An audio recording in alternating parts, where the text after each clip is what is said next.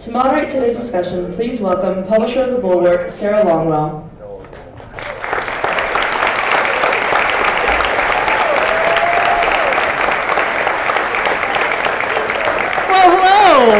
Welcome. So I'm Sarah Longwell. I'm the publisher of The Bulwark, which if you haven't heard about it, please go check it out. But yeah, maybe some people have heard about it. Yeah, let's clap for The Bulwark. Excellent. So I am also a lifelong Republican. I currently run a group called Republican Voters Against Trump. You may see our ads. We're running a lot of them in Pennsylvania. Thank you. I also grew up right here in Pennsylvania. I grew up in Perry County. I don't know if you guys were kind of far away from there, but I grew up in the central part of the state. And my first job, thank you for cheering for Perry County. My first job was on the Pride of the Susquehanna. Do you guys know what that is? Yeah, it's that little tourism paddle boat that goes up and down the Susquehanna River. First job, did it for like 5 years. But my job now is actually that I conduct focus groups with voters across the political spectrum. I travel all over the country because you may have noticed we live in a complicated time. And the thing that helps me understand politics today is talking to voters, right? That is the only way to understand what's happening in this country is by asking them how they think things are going. So I know you guys are here today because you know that America is about to make a really important decision. And I want you to learn, and you want to learn more about Vice President Harris and hear answers to some of those important questions. And you might be curious about why conservatives like Liz Cheney, and Dick Cheney for that matter, have not only endorsed Vice President Harris, but have come here today to make the case directly to you about why she thinks this moment transcends regular partisan politics. So I've got questions, you've got questions, and to answer those questions, please welcome to the stage, and actually I have a bio to read because I was just going to say her name because I know you all know who they are, but I was given a bio, so I'm going to read the bio. Congresswoman Liz Cheney, many of you may have heard of her. I think we could give her a round of applause right now just to start. She's a personal hero of mine in this moment. So Liz Cheney served as the U.S. Representative for Wyoming's at-large congressional district from 2017 to 2023. She chaired the House Republican Conference, the third highest position in the House Republican leadership, from 2019 to 2021, and served as the Vice Chair of the Select Committee to investigate the January 6th attack on the United States Capitol. She is a lifelong Republican. Please welcome to the stage Congresswoman Liz Cheney.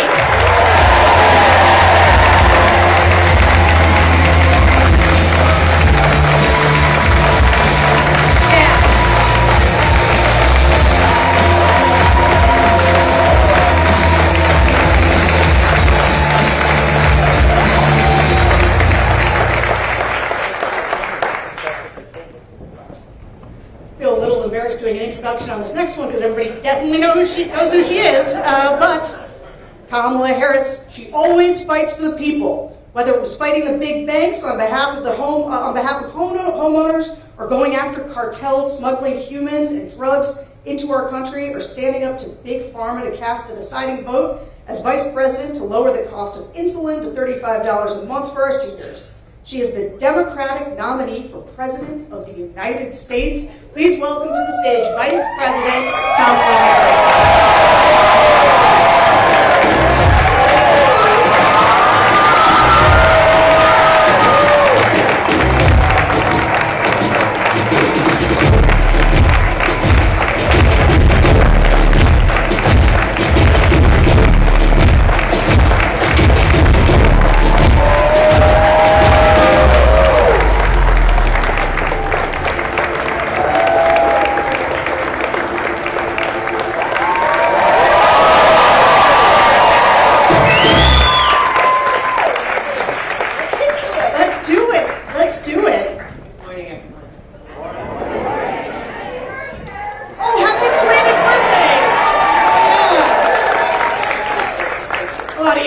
Showing me up, that's tough. Okay, so I've got to start with the thing that brings us here today, because I've got to say, it is unusual for somebody who is as high up in the Republican leadership as Liz Cheney was to be out here campaigning with the Democratic nominee for president. And so maybe why don't both of you tell us, but you start. You've actually marshaled unprecedented support from Republicans in this election. Why do you think that is? Thank you, Sarah. Thank you for being here, for your work, and the Congresswoman. Thank you. I have said before, and it must be repeated each time, there are moments in the history of our country which challenge us, each of us, to really decide, do we stand for those things that we talk about, including particular country over party. And you have been extraordinarily courageous in the way that you have done it, and I thank you for that.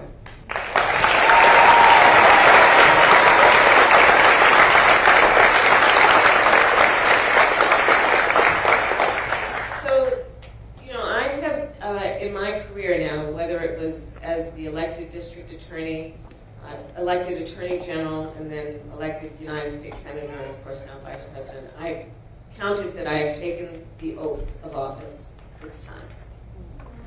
And for the elected leaders here, we know it is an oath that one must take sincerely and unequivocally, which is an oath, among other things, to support and defend the Constitution of the United States, and to understand what those principles represent and what they require of the individual who holds the office in the public trust. And let's not undervalue that point as well. It is not about the individual. It is not about what is in their personal interest. It is about what is for and in the spirit of the public good. And this is a moment in this election that presents a real contrast among how I, as one of the 2 nominees, and my opponent, the former president, think of that duty. And it is a duty, by the way. There are certain things in our lives that we have the choice if we feel like it. And then there are certain things that are just fundamentally a duty, like to raise our children, things of that nature. It is a duty to take seriously that oath and do it for the sake of the public good and in the public trust. And I think that this moment, with the choice that the American people have in this election in 2 weeks and 1 day, this election is presenting, for the first time probably in certainly recent history, a very clear choice and difference between the 2 nominees. And I think that is what, as much as anything, is bringing us as Americans together, who are understanding that we cannot, with such fundamental stakes being presented, afford to be mired in ideological differences without really staking our claim to the most fundamental ideals upon which our country stands. Thank you. And, you know, Congresswoman Cheney, it's sort of the same question to you, but I gotta ask, you know, it's one thing for Republicans to sign a letter. You know, we've seen that Vice President Harris has been endorsed by 200 Republicans in the national security space, all kinds of people from George W. Bush's administration. There's been a lot of people, they'll sign letters, and maybe they'll go on TV, they'll release a statement. I was just with Republican Congressman Charlie Dent, former Republican congressman here from the state. He voted for you in his early voting. But you are out here campaigning. You are out here holding events. So talk about why it's been so important to you to be as involved as you are in getting Vice President Harris elected. Well, thank you so much, Sarah, for the question, and it's an honor to be here today with you, Madam Vice President. You know,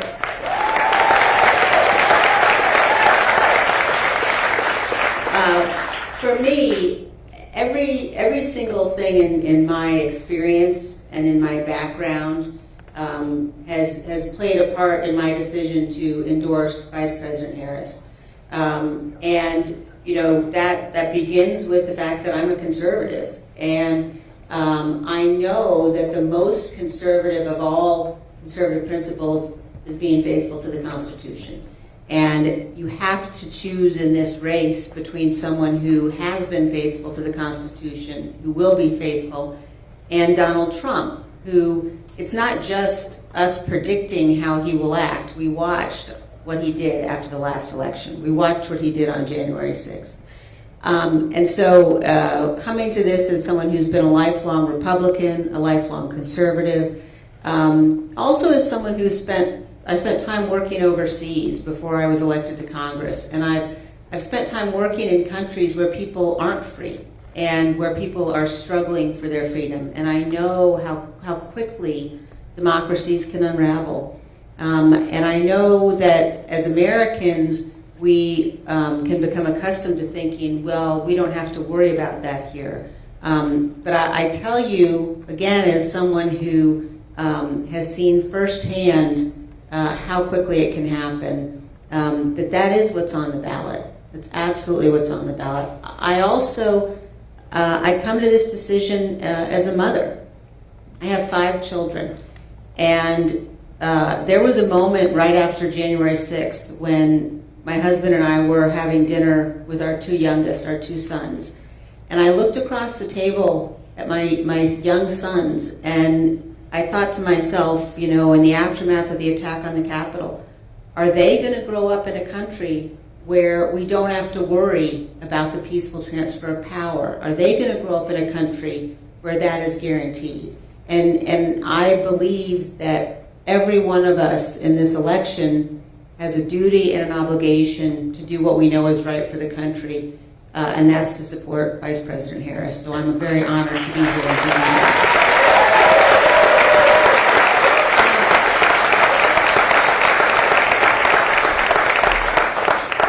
If I can just echo the Congresswoman's point. So I've now, as Vice President, met over 150 world leaders, presidents, prime ministers, chancellors, and kings, many of them multiple times, to the point we're on a first-name basis. And the last few times I've seen them in the relative eve of this election, they are very concerned, our allies.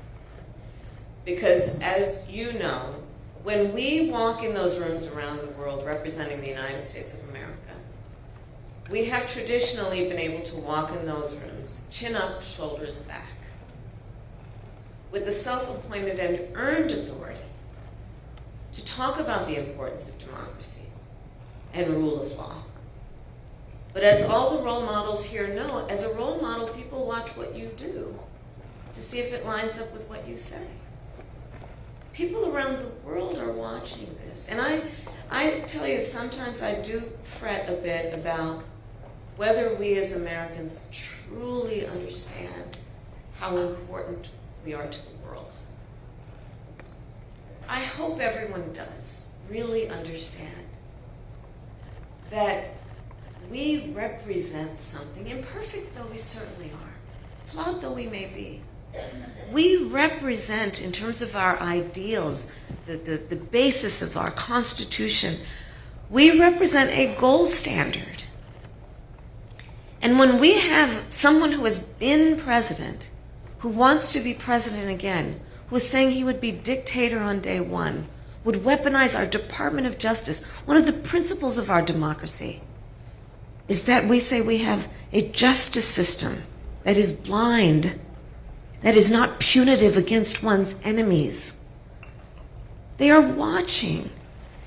So this is about direct impact on the American people, and it most certainly will impact people around the world. You know, I'm so glad you brought that up, and I as a follow-up, I would just ask Congresswoman Cheney, too, we live in a dangerous time. I mean, I think Americans are watching what's happening overseas, in Ukraine, in Israel. Republicans, we used to be the party that would be on the side of our Democratic allies like Ukraine. Talk to me a little bit, and all of us, about why, from a foreign policy standpoint, you find yourself able to endorse Democrats who didn't used to be that way. Well, it's not just able to endorse them, but if you look at the numbers of the most senior officials who served Donald Trump, his own vice president, national security advisors, as chief of staff, the leading generals who served him, who've all said he's unfit. And people really need to stop and think about how completely unprecedented that is. And the idea, when people sort of say, well, we might, be tempted for some reason or another to vote for Donald Trump.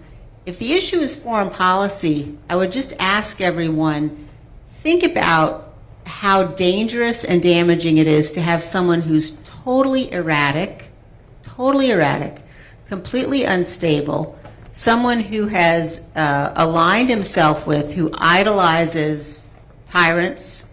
He idolizes tyrants. The choice here with respect to national security policy is a man who has proven, he's absolutely proven that he will not stand up, he won't defend this nation with respect to our own Constitution and rule of law. And Vice President Harris, who has been clear in terms of support for Ukraine, in terms of recognizing and understanding across the board that America cannot maintain our own freedom and security if we walk away from our allies around the world. And our adversaries know that they can play Donald Trump. They absolutely know that they can play him. And we simply can't afford to take that risk. So as someone who's spent a career on national security issues, again, this was not at all a difficult choice for me. The choice here is absolutely clear in terms of the necessity of supporting Vice President Harris. And if I may emphasize, part of the backbone of our national security is our military. And let's please not overlook how someone who wants to be commander-in-chief and has talked about our servicemen and women, has talked about an American hero like John McCain, who was a prisoner of war, said he didn't respect him, didn't like him because he got caught, has talked about our service members as though they are less than the most courageous of us, those who put on the uniform, who represent the United States of America, who are willing to die for the sake of everything we stand for. And he calls them suckers and losers. These things cannot be overlooked. And I have said many times publicly, and I'll say it again, in many, many ways, Donald Trump is an unserious man. But the consequences of him being president of the United States are brutally serious. There are things that he says that will be the subject of skits and laughter and jokes. But words have meaning coming from someone who aspires to stand behind the seal of the President of the United States. These are the things that are at stake. Couldn't agree more. So I do want to ask you another question, though, before we go to the audience. You talk a lot about a new way forward. You talk about turning the page. What's on the next page? Talk to us about... you want a preview? Yeah, give me a spoiler alert, Just tell us what's the rest of the chapter. Well, first of all, I will say that it is a metaphor that is meant to also describe my intention to embark on a new generation of leadership. And needless to say, mine will not be a continuation of the Biden administration. I bring to it my own ideas, my own experiences. But it is also about moving past what, frankly, I think has been the last decade of the American discourse being influenced by Donald Trump in a way that has had the effect of suggesting we as Americans should point the finger at one another, in a way that has been using the power of the presidency to demean and to divide us. I think people are exhausted with that, rightly. And it frankly does not lead to the strength of our nation, to tell the American people that we must be suspicious of one another, distrust one another. Yesterday I did a couple of church services, and there's many people here know the parable of the Good Samaritan. And there is, in essence, a piece of that, in my own words, that it really requires us, I think, to see in the face of a stranger, to see a neighbor, right? That's spirit. And I think we need to get back to that. The spirit of the American people is such that, we are an ambitious people. We are aspirational. We have dreams. And that is productive. It is not productive of us to be a nation of people who are pointing fingers at one another, who don't understand that the vast majority of us have so much more in common than what separates us. So that's what I mean about turning the page. And then a new generation of leadership about being ambitious, about all we have yet to do. Part of my economic policy, I refer to it as an opportunity economy, is about investing in American industries while leaving none of our traditional wonderful industries behind, repurposing and retooling the factories that have led to America's success in industry, while at the same time redefining how we are thinking about which worker has the experience and skill to do the job and is qualified, and understanding we shouldn't be falling into a trap that suggests only those with a college degree have the skill or the experience to do the job. So let's look at how we redefine and perhaps even reorder. And in fact, I'm going to start with federal jobs, and then I'm going to challenge the private sector to do the same. Let's look at which of those jobs would benefit from a skilled, experienced worker who perhaps went through an apprenticeship program, not a 4-year college, but still had a 4-year degree in essence. So these are the kinds of things that are about seeing the opportunity of this moment and investing in it. I'll tell you, and I know this is a controversial topic for many of us, I love Gen Z. Because we have Gen Zs in our lives. We have kids who are Gen Zs. It can be complicated, I know. I love Gen Z. These young leaders are they're clear-eyed. They've only known the climate crisis. They've only known active shooter drills. I mean, we had fire drills, not our kids, right? But they're so wonderfully impatient. Right? No, really, that's good. That's good. They're ready to get in there. Let's invest in them. So, for example, one piece of my opportunity economy is we got to deal with the reality of where we are right now. The American dream for previous generations was something that people could kind of count on, not so much anymore in terms of home ownership. We have a housing shortage in America. We have a supply shortage. So part of my plan is, hey, let's be clear-eyed about this moment. Let's invest in the future. And as a devout public servant, I also know the limitations of government. I want to work with the private sector. I have in my career the skills, the breadth, the depth of value in those active partnerships benefit us all. So part of my plan for housing is to actively partner with building developers, with home builders, to create tax credits, to increase the supply of housing in America. My estimate is I think we can actually do it by 3 million by the end of my first term. Part of my approach that is about a new generation potentially of leadership, and certainly a different approach. Most of my career was not spent in Washington, D.C. I say that with pride. In that, most of my career was spent as a prosecutor, but making decisions that had a direct impact on people's lives. I learned at a very young age as a prosecutor that the things that I would do, the swipe of my pen could result in someone having their liberty or not. When I was Attorney General of California, which is, by estimates, the 5th largest economy in the world, I was acutely aware the words I spoke could move markets. I like getting things done. And part of my approach, which is, I think, about a new generation of leadership, is let's cut through the red tape. Let's cut through the bureaucracy while still knowing the virtues of the work that we can do in the public sector, be it public education, public health, public safety. This is a perfect segue into our first audience question, which is going to come from Alexandra Miller from Delaware County, main section right there. Hi, Alexandra. Hello. Madam Vice President, Representative Cheney. Thank Hi you there. for taking my question today. My name is Alex. I have a 7-year-old son and a wonderful 72-year-old mother who is suffering from dementia and requires full-time care. My son is in 2nd grade. My mother is in a nursing home, and I work full-time.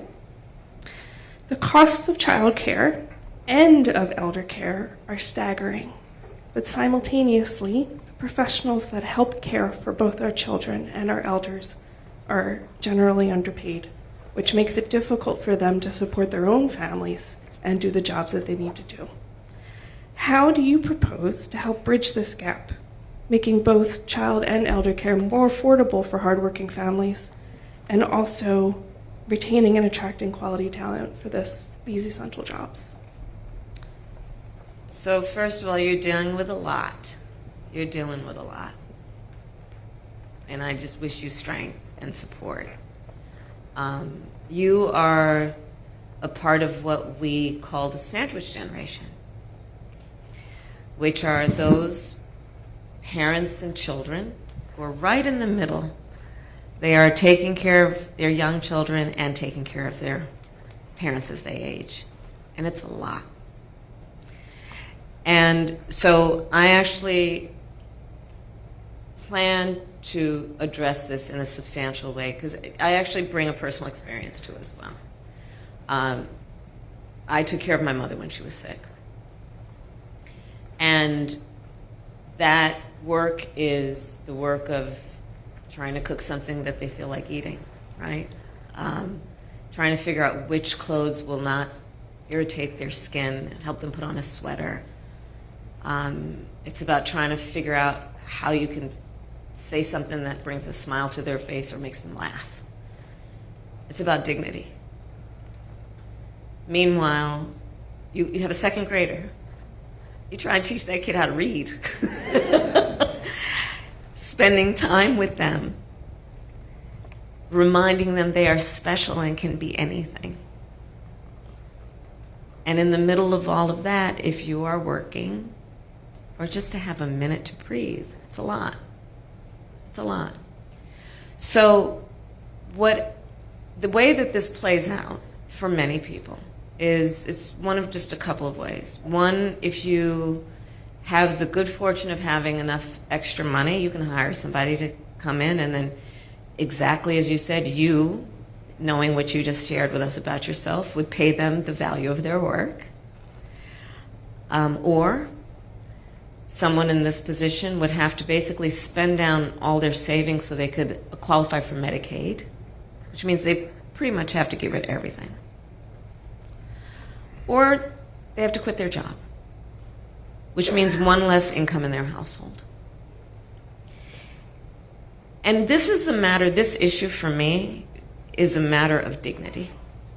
Yours, your parents, and the well-being of your child.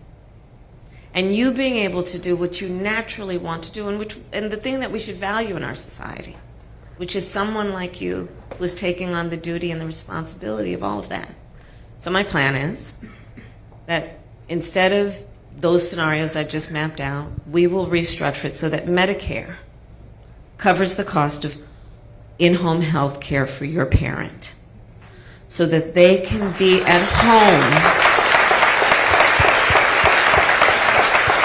and you can then have the assistance with someone who can help prepare that meal, help them get dressed, and you can still give that baby of yours all the love that they deserve, and you can have sanity in the process, and everyone can have dignity. And so this is my approach, which is let's just look at this as let's just come at it from common sense, by the way.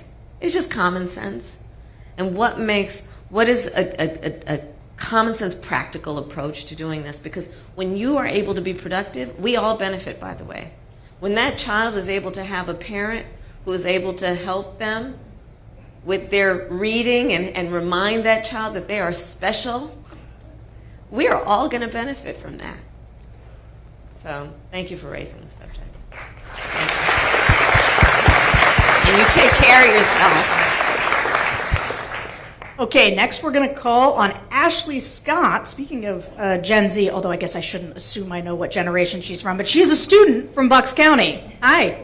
Hi, Vice President Harris and Congresswoman Cheney. My name is Ashley Scott. I'm from Bucks County, Pennsylvania, and I am Gen Z. I'm 22 years old. Nailed it. So thank you for that compliment. But yeah, my question is about maternal health. Specifically in the United States, maternal mortality is devastating. The rates are terrible. And I was wondering if you have a plan to combat the crisis. Thank you, Ashley, and thank you for being here and your voice. It's a big issue. So we have the very, I think, shameful distinction of any wealthy nation having one of, if not the highest rate of maternal mortality. And I've studied this issue. I worked on it when I was in the United States Senate and as vice president. And the fact is that 90% of them are preventable, which tells us we can do something about it, right? And it is an issue. So black women are 3 to 4 times more likely to die in connection with childbirth. Native women are like twice as likely. Rural women, 1.5 times likely. One of the common threads that you will see in those demographic populations is a lack of appropriate prenatal care, and then care during the term of their pregnancy, and then postpartum care. And we know that when that care is available, they are having a healthier and, by the way, happier experience. And the long-term impact to all of us as a society, much less to that family, is immense. And so the work that we have been doing and the work I intend to do going forward is to address that, right? So, for example, in rural America, the way that the system has been structured, the healthcare system has been structured, is a lot of those hospitals and clinics have had to close because of the way we reimburse based on population size. And as people are leaving rural America, then the hospitals and the clinics can't afford the overhead. I'm oversimplifying, but just to make the point. So we need to address that in terms of how we're structuring, how we create incentives and give the resources to those healthcare facilities, be they clinics or hospitals. The other piece that we have to do is really just talk more about the issue around also how in the healthcare system we are treating women. And are we taking women seriously when they talk about their healthcare concerns? So again, personal experience, my mother had 2 goals in her life: to raise her 2 daughters, my sister and I, and to end breast cancer. My mother was a breast cancer researcher. And she was so passionate about women's health care. And I remember it as a young girl and throughout my life. And we still have a lot of work to do to make sure that when she walks into that clinic, that doctor's office, that hospital, that she's taken seriously. And that's also about what we do in terms of training within the profession. It's also about what we do in terms of public education to get information to women, so that they know that they are not just complaining and they should not suppress or subordinate, but their concerns might be about themselves because they're taking care of everybody else. So there's a lot of work to do. And of course, there's a connection between this and what we need to do. Since the Dobbs decision came down, when we are looking at, I've met with a lot of, in particular, OBGYNs who are concerned that there are kids going through, young people going through their medical school who are now feeling deterred from engaging in reproductive health work. And reproductive health work is vast. It is not only about abortion. It is about a whole array of care. And we want to make sure that we're not creating disincentives for people to go into that very, very important profession. And then we also want to make sure that we are, in the whole issue of reproductive care, not suggesting to women or the people who love them that they should be judged. Because there is that also when you're talking about reproductive care, where women sometimes are made to feel or do feel embarrassed to talk about their needs as it relates to their reproductive health. And then, of course, I feel very strongly the government should not be telling any woman what to do with her body.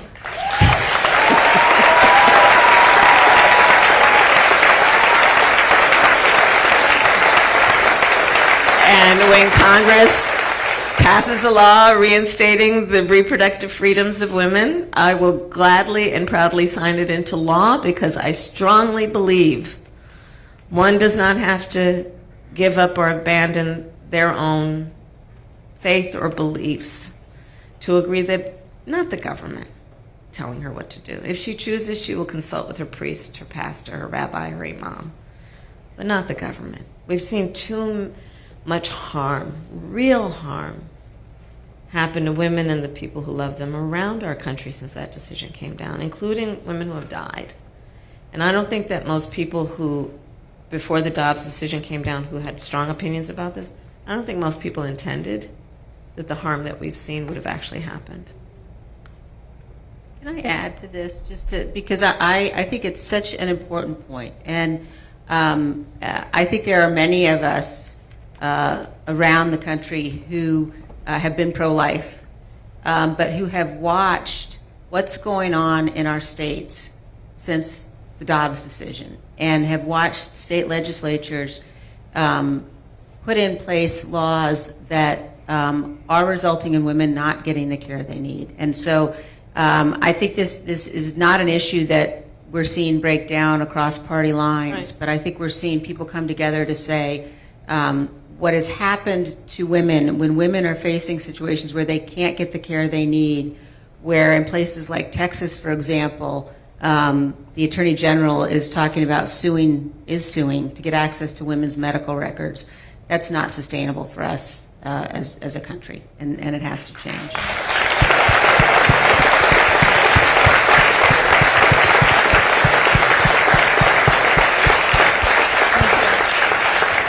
So as we come close to time here, I want to ask you both kind of a final question. You know, I watched the conversation in the country and the way that the media covers this election, and it's often about the race, who's up in a poll, who's down in a poll, and I don't always feel like we're talking about the stakes enough. And Liz Cheney would not be here if she didn't think that the stakes were very high. And frankly, the Republicans wouldn't be so angry at you if they didn't think you were an effective surrogate as somebody speaking about the stakes. Some Republicans. Some Republicans. Hashtag not all Republicans. I've seen a lot of Republicans, I've seen it, and I know it happens, who thank her constantly. I know it. Yeah. I know it. They're going to vote the right way on November 5th. They might not be public about it, but they'll do what they know is right.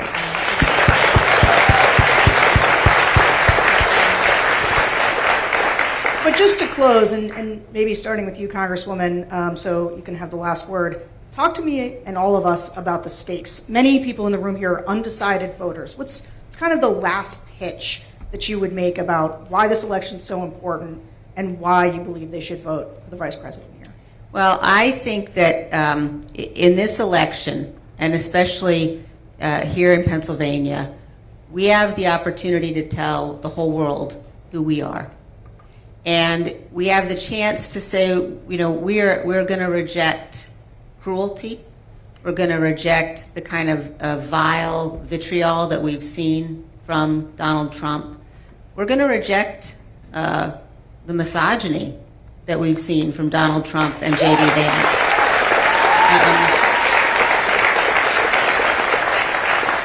And we have the chance in this race to elect somebody who you know is going to defend the rule of law. You know Vice President Harris is going to defend our Constitution. We have the chance to remind people that we are a good country. We are a good and honorable people. We are a great nation. And in this race, we have the opportunity to vote for and support somebody you can count on. We're not always going to agree, but I know Vice President Harris will always do what she believes is right for this country. She has a sincere heart, and that's why I'm honored to be here and supporting her in this race.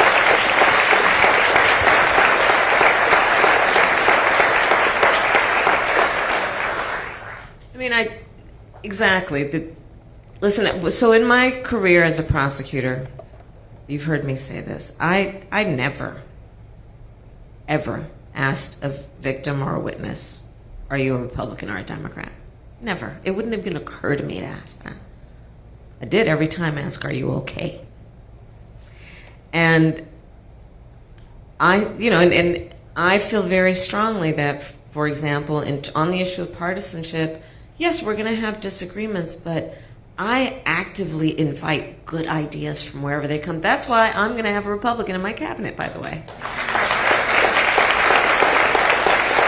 Because I want good ideas. And by the way, I know it is in our best interest as a nation, in the interest of our strength, in our future as a nation. We need a healthy two-party system. We need a healthy two-party system. We need to be able to have these good, intense debates about issues that are grounded in fact. Imagine. Let's start there. Wow. Can you believe that's an applause line? But you know, we have in our grasp in these next 13 days. 13 days, or 15 days, excuse me. I'm just jumping ahead. In these next 15 days, we have in our grasp the ability to determine the course of our country. You know, every election we've said this is the one. This is the one. This truly is the one. I mean, to the Congresswoman's point, the former chairman of the Joint Chiefs of Staff referred to Donald Trump as being fascist to the core. And no one would ever accuse the former chairman of being partisan in any way. The people who know him best, from the former chief of staff, defense secretaries, 2 of them, national security advisor to the former vice president. And so we have in our grasp, because we still have a democracy, as the saying goes, as long as we hold on to it, we still have a democracy. Which means in a democracy, and here's the beauty of it, we each have the power to make a decision about the future of our country through our vote. And my request then of each of you who have spent time out of your busy lives to be here, and I thank you for that, is please just help us get the word out to your neighbors and friends and family members to just remind them of what is at stake in this conversation. I ask for your vote. I ask for their votes. And I promise to be a president for all Americans. I promise and pledge that. All right, everyone, Congresswoman Cheney and Vice President Kamala Harris, thank you so much. Yes, let's give them all a round of applause. That was wonderful.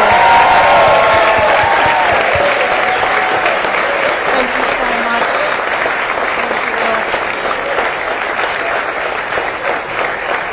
Thank you for coming.